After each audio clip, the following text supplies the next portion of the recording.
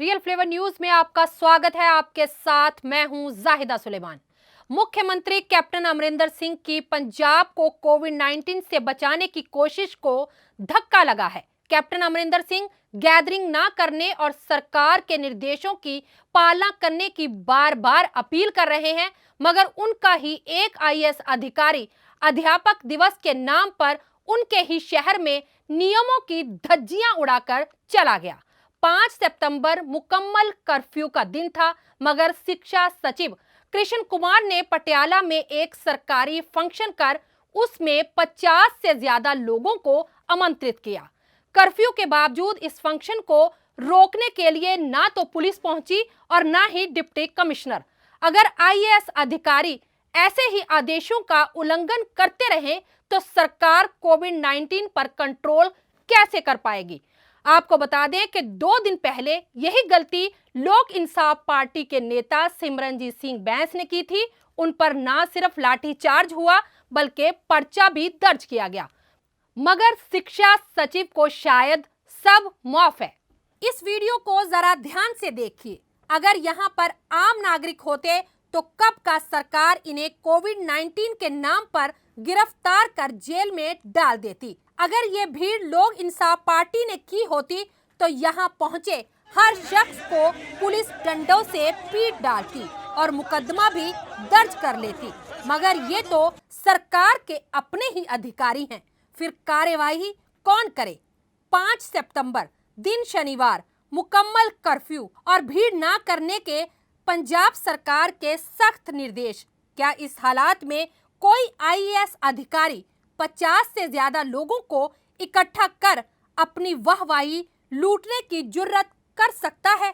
यकीनन नहीं। मगर मुख्यमंत्री के अपने शहर पटियाला में ऐसा ही हुआ और किसी पर कोई कार्यवाही नहीं हुई। समय था अध्यापक दिवस का।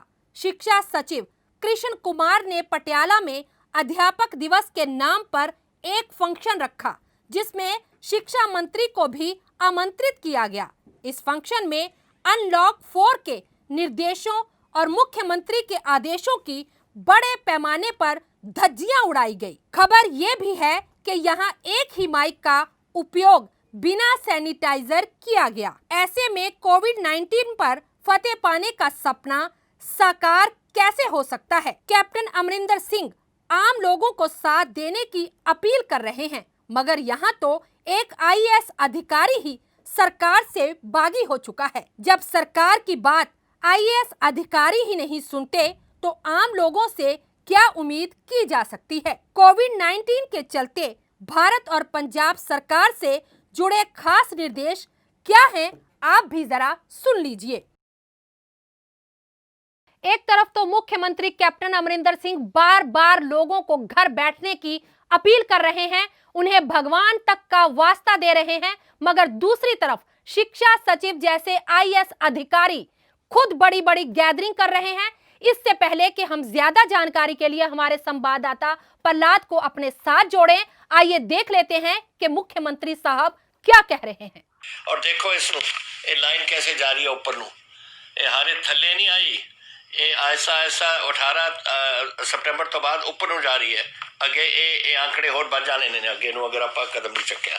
ਤਾਂ ਹੀ ਮੈਂ ਤੁਹਾਨੂੰ ਬੇਨਤੀ ਕਰਨ ਆਇਆ, ਇਹ ਕੋਵਿਡ ਫਤਿਹ ਮਿਸ਼ਨ ਦੀ ਕਿਤਾਬ ਹੈ ਕੱਲ ਵਾਲੀ।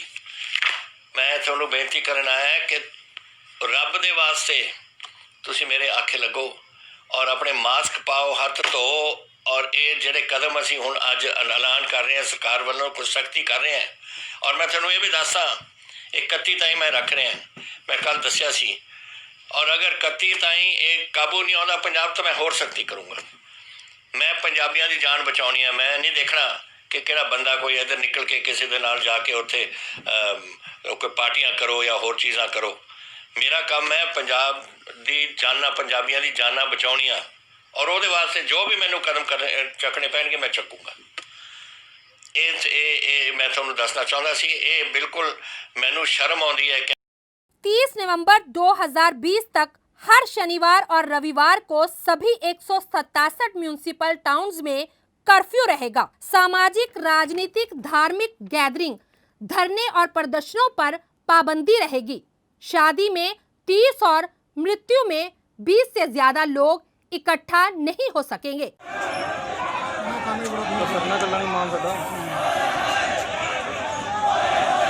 देखना होगा कि मुख्यमंत्री, डिप्टी कमिश्नर, एसडीएम या फिर पुलिस इस पर कोई कार्रवाई करती है या फिर ये कायदे कानून सिर्फ विपक्ष और आम लोगों के लिए ही हैं। आपको बता दें कि लोक इंसाफ पार्टी के नेता सिमरनजीत सिंह बैंस और उनके साथियों पर सरकार अनलॉक 4 के आदेशों का उल्लंघन करने के आरोप में 2 दिन पहले मुकदमा दर्ज कर चुकी है।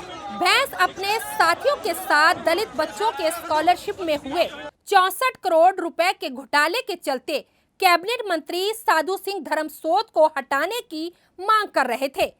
जगह भी वही है और जुर्म भी एक जैसा। कोई कार्रवाई होगी या नहीं, ये देखना दिलचस्प होगा। इस मामले पर ज्यादा जानकारी के लिए हमारे साथ जुड़ चुके हैं हमारे संवाददाता प्रहलाद संगेलिया जी। प्रहलाद जी, ऐसा कैसे हो सकता है कि मुख्यमंत्री अपील करें एक आईएएस अधिकारी को और वो ना सुने? क्या कहिएगा?